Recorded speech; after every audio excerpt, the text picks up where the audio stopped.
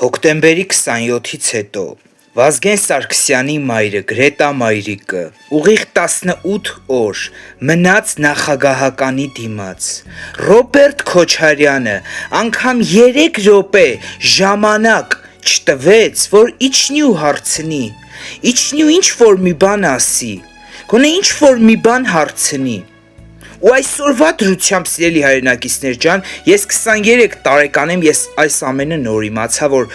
այսպիսի բան ա եղել։ Ու այն մարդիկ, ովքեր այսքանից հետո կարան ձայն տան Ռոբերտ Քոչարյանին, ես ձեզ բան չունեմ ասելու, ազգի հերոսի մայրը 18 օր նախագահականի առջև նստելա ու սպասելա, ու մի հատ մարդ ինքը չի ուղարկել ընդեղ, գոնե մի հատ ձևի մար մեկին ուղարկեր։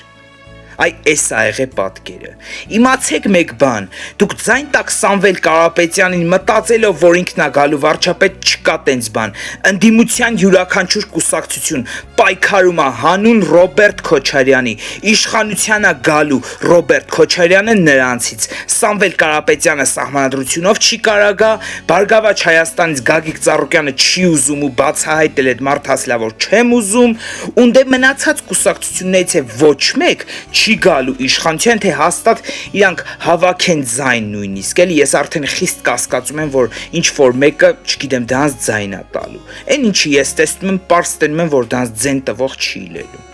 Դրա համար, սիրելի հայրենակիցներ ջան, որպեսզի այլևս չլինի հոկտեմբերի 27-ներ, այլևս չլինի արյունոտ շրջաններ Հայաստանի Հանրապետության կյանքում, ապա մենք պարտավոր ենք հունիսի 7-ին, 2026-ին, քվեարկել համար 16-ին, որպեսզի այլևս չլինի արյունալի շրջան։ Սիրում եմ բոլորիդ, Աստված պահապան լինի բոլորիս, բարի գիշեր։